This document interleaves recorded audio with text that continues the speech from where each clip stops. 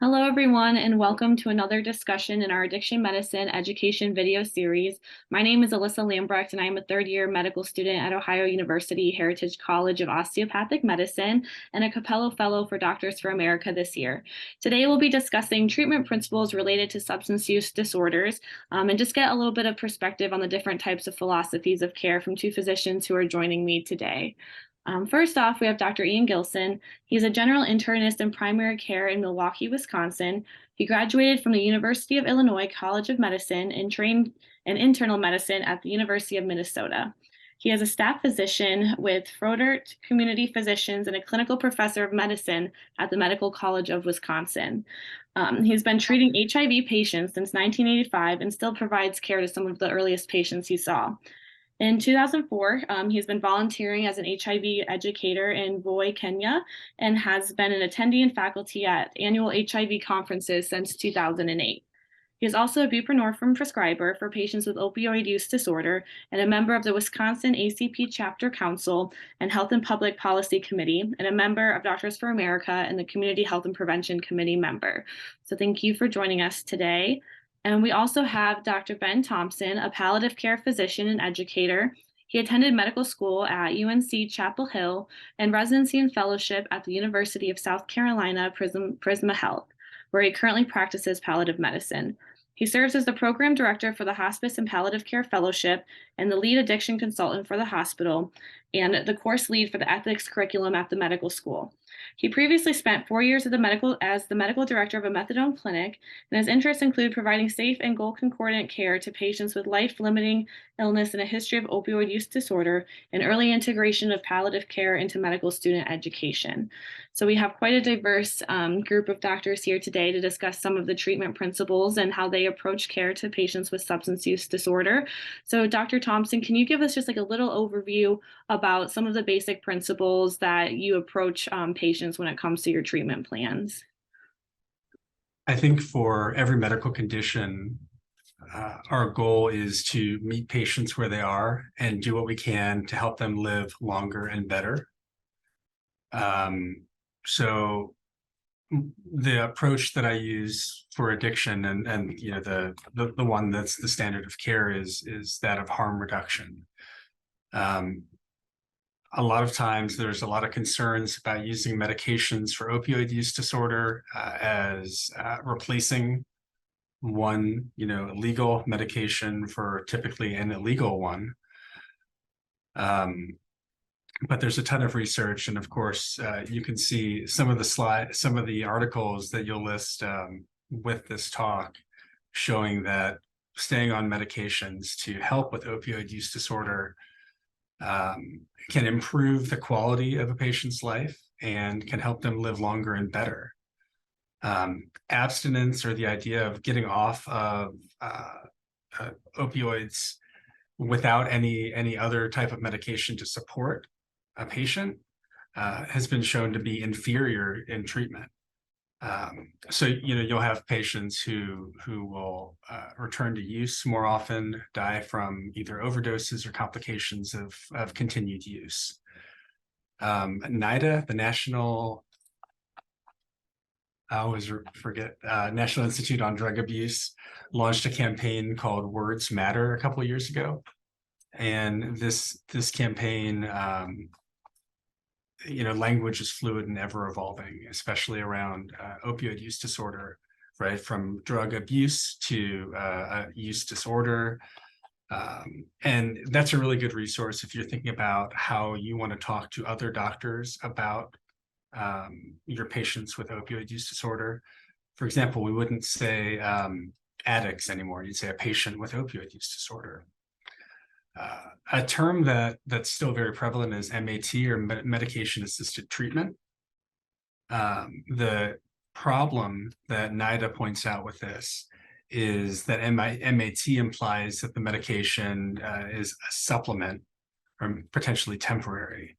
So the shift in language towards medications for opioid use disorder, which can include buprenorphine, it can include methadone, naltrexone.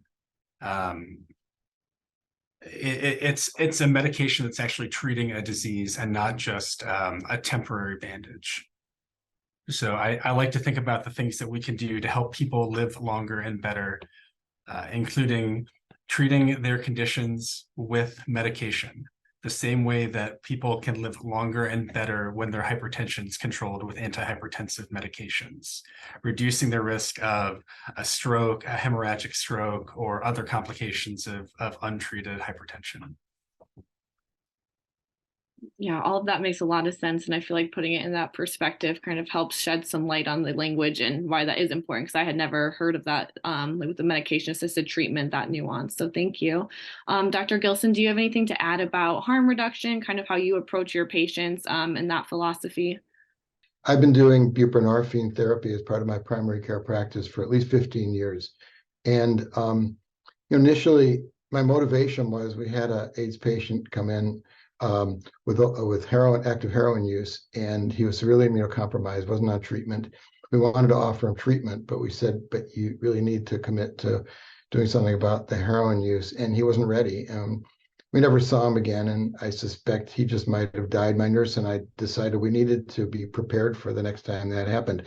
So that was about the time that the X waiver came into being, where you could get a special license to prescribe buprenorphine. You had to take 8 hours of training, which I did, and got the X waiver. And I got on a list of providers willing to do buprenorphine maintenance, and it was a fairly small list, and still is. And I began to get, and I didn't see very many patients with that situation with opiate use and HIV in my practice, but just a few. But I did get a number of young people who had been usually started taking opiates for therapeutic reasons and realized they could get a nice high, and they transitioned to recreational use, and then they finally couldn't get off because they're physically dependent, and they got into a buprenorphine program and did well, and then needed maintenance, because typically buprenorphine induction in our area does not do maintenance. They just say, go find somebody. And so I accumulated a number of these patients, and it became a very interesting and actually satisfying part of my practice. For one, the idea that these patients were all sociopaths, they were undesirables, they were not cooperative, they were just bad patients. That's not true. And that's a myth. And because these patients have found something that's very valuable for their health and want to keep doing it and are willing to collaborate with me to do that. So that was very satisfying. Another thing I noticed is that occasionally patients would drop off the radar screen. They'd stop coming, and we reach out and we couldn't find them. And sometimes what would happen sometime after that, we'd hear from the medical examiner that these are patients they discovered who died of an opioid overdose, which really impressed on me that opioid dependence is a potentially fatal condition. There have been over 100,000 overdose deaths within the last year, and that's a real increase. And we can really reduce that substantially by getting these patients access to life-sustaining care like Dr. Thompson described. And yet there are way too few physicians, particularly primary care physicians, that are willing to integrate this in their practice. And I think with the end of the X waiver, any physician, if he wants to, is motivated to, can become a competent buprenorphine prescriber. So I would like to see this more integrated into primary care practice like it's done in my own.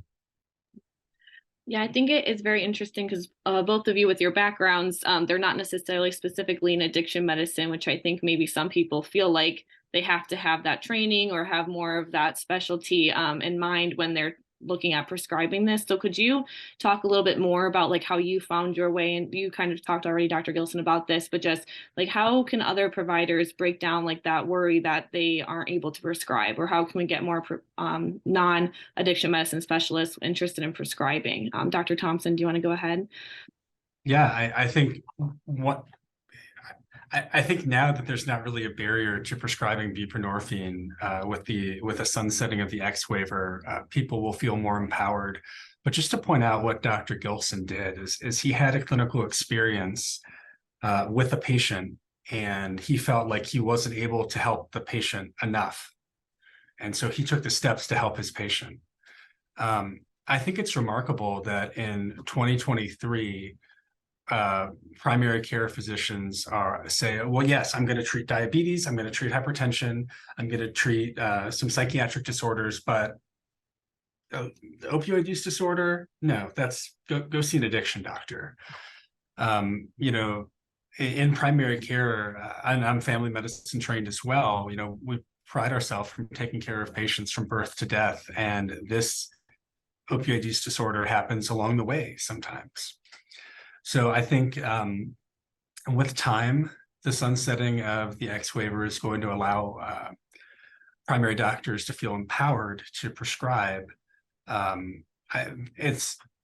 It remains to be seen, you know, what kind of support will be available to them, you know, when you're starting maybe a buprenorphine induction on a patient and you've never done it before, right? But just like any medical condition, if you don't know what to do, you go and you find resources. You go on Up to Date, you find a lecture. There's going to be some required classes as part of just your license renewal at this point. So I think those resources are going to exist. We just have to primarily understand that treating addiction is the role of every physician. And that, you know, the typical way that addiction's been treated, which is confining one specific disease state to a clinic, you know, to an independent freestanding clinic without all the resources to treat the disease in the context of the person, that can go away. Dr. Gilson, anything else to add about that concept? Yeah, I agree that this can be integrated into primary care because there's a lot of comorbidity with these patients. Some of them may have chronic hepatitis C. They might pick up HIV through intravenous use of needles. Depression and anxiety are very common among these patients, and that needs to be addressed and treated. And then we do this in primary care all the time. We screen for it, we treat, and it's easy to integrate. And so just routine, as patients get older and they develop hypertension, diabetes, lipid issues, these can also be treated as part of the primary care one-stop shop. And I think it's generally very helpful for patients. Another thing I've discovered during the pandemic is this is a fairly easy transaction to convert to telemedicine. It can be very convenient for the patients. It conserves energy because they don't have to come to your clinic. And even if they no show, you can always get right online and complete the interaction. And as long as it continues to be reimbursed, which I hope it will, this is just another option that we can use. I would also like to say that we should not go into this thinking this is something you can fix and then be done with. This is usually a lifelong commitment. Buprenorphine is as difficult to stop as any opioid. The withdrawal can be severe. Not only that, even among people who successfully withdraw and are done with it, it reprograms the brain so that they're very susceptible to relapse because of stress that may occur in life. And so this is usually as a long-term treatment as, say, a juvenile diabetic might require insulin. You know that that's going to be a lifelong need. And the providers need to understand that this is a long-term commitment.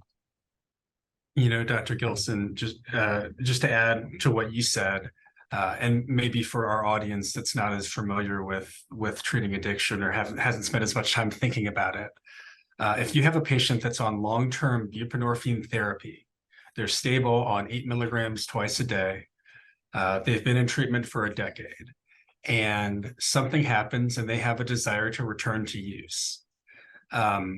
They could use heroin, they could take a full opioid agonist, but based on the strength of the buprenorphine binding to the receptor, they're less likely to have a euphoric effect, and they're less likely to have a return to use than if they weren't on a maintenance medication like buprenorphine, right? If you don't have that very strong partial agonist binding to the receptors, you're more likely to have a very strong euphoric effect.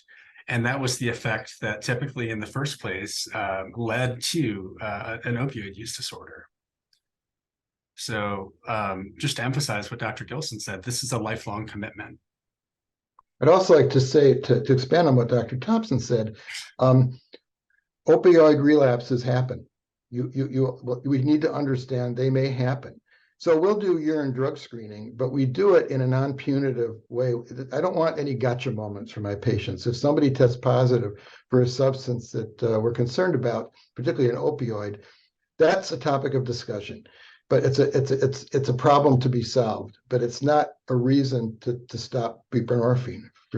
Absolutely not, because this is still life-sustaining therapy, and you need to work through these problems. So I don't use urine drug screens very often, and when I do use them, the patient needs to understand that this is for information. It's not for judgments or action, except for trying to solve a problem. And I think patients will often say, when I say, okay, we're going to do a drug screen now, say, I did use a few days ago, and that's fine. That's fine. That's what I want. We need to be collaborative about this. Right. There's never an indication to well, I'm sorry. There's not an indication to dismiss someone from your practice for testing positive for a substance that they shouldn't. My biggest concerns with patient dismissals would be if you're prescribing buprenorphine and that buprenorphine is not in their urine. So if they're prescribing medications and diverting it, now there's mixed literature that who is buying buprenorphine is maybe people with opioid use disorder who are trying to stop their use. One of the problems there is that those patients aren't getting this collaborative relationship.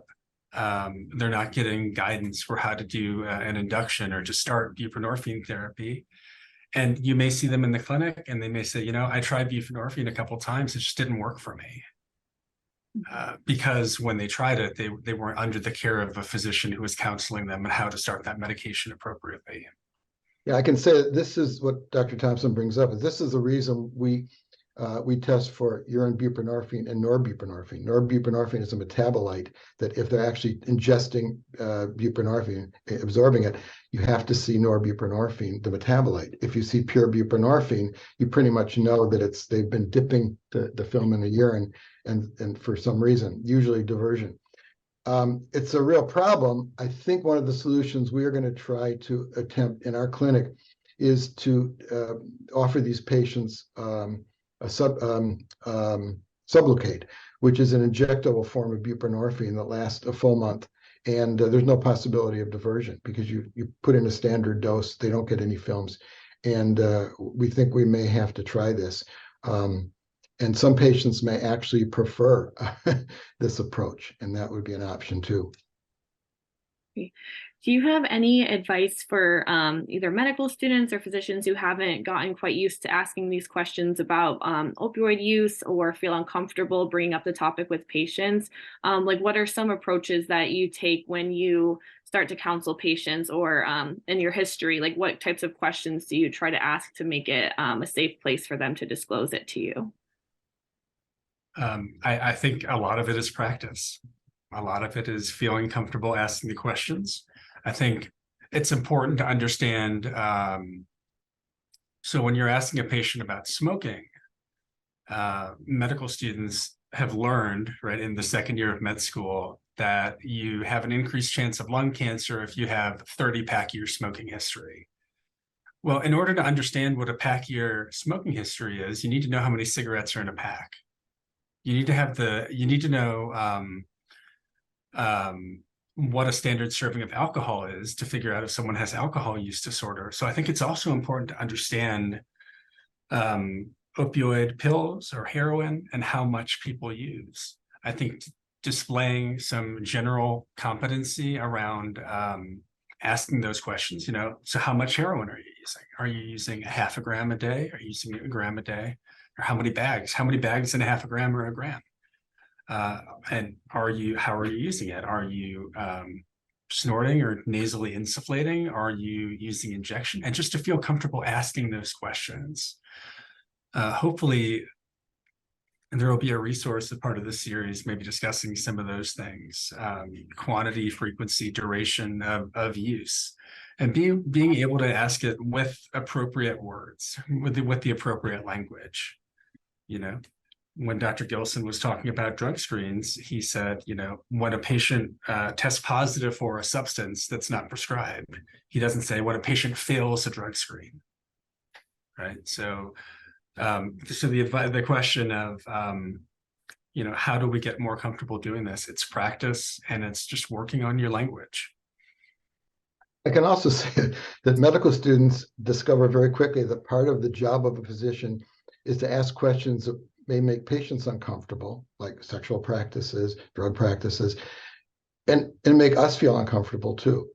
And part of the job of growth as a physician in training is to get over that discomfort, but do it in such a way that we're not making patients feel more uncomfortable by being judgmental. So there's a real art and a skill to it, which is a learned skill. It's taken me a long time to get good at it, and I'm still on the learning curve. But it's important because we need this information in order to give good advice to patients, and patients need to share this information to improve their overall long-term health. So it's a deal. If you're not screening for opioid use disorder or other substance use disorders, you're not going to find the patients who have it, and you're going to miss that opportunity to treat them earlier. The worst thing would be having a patient that you followed for a decade for hypertension and diabetes, and you don't find out about their opioid use until after they're hospitalized with endocarditis and septic emboli to the brain, right? That's because you, as the primary care physician, missed it.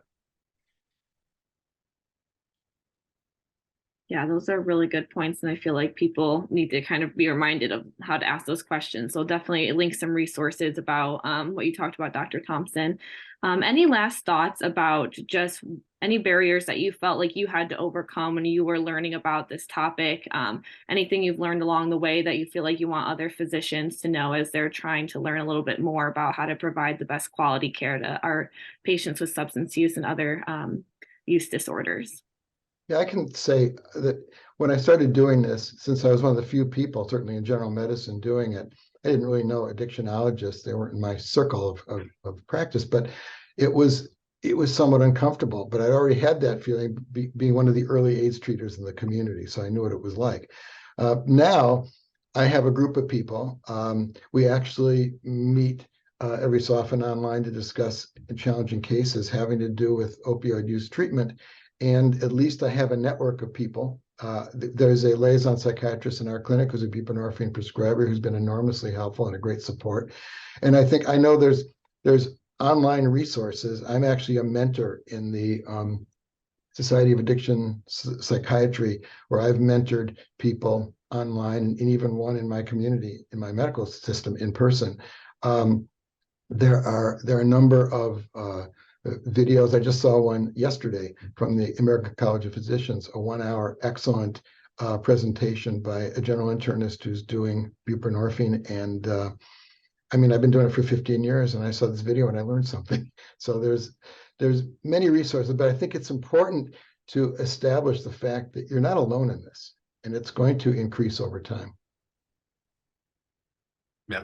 I will echo that sentiment. Finding a community, finding a support structure, identifying someone in your local practice area who's comfortable with this, that could mentor you, or now with technology the way it is, finding a group that meets online. I'm part of a monthly group that does journal articles and then case presentations when folks have difficult cases that they're working through. That's awesome. I feel like those are a lot of resources that I, as a medical student, haven't quite figured out that, these are options for doctors interested in learning more. So that's been very helpful. Well, I think that that's all the time that we have for today, but I really appreciate your perspectives. And it is interesting to see how two doctors in very different fields, like working towards the same goal, have a lot of the same experiences and kind of develop their skills in similar ways. And so I feel like hopefully other doctors will be able to see that these are skills we can develop and get better at so that our patients have better care all around. Any last thoughts before we head out today? I just want to thank you for having me, because I think I've been trying to figure out ways to get this word out to as many primary doctors as possible that this is part of the future. And I think you're helping to do that. Yeah, absolutely, Alyssa. This is our line. This is our lane. Every physician, every provider who is prescribing medications is going to be interacting with patients with opioid use disorder. And we have to make sure that we're not stigmatizing them or driving them away from medical care, but rather that we create a safe space to actually treat this condition. Mm-hmm.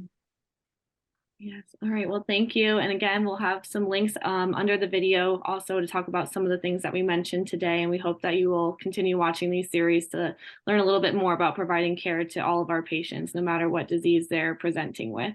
All right. Well, thank you and have a great day. Bye-bye.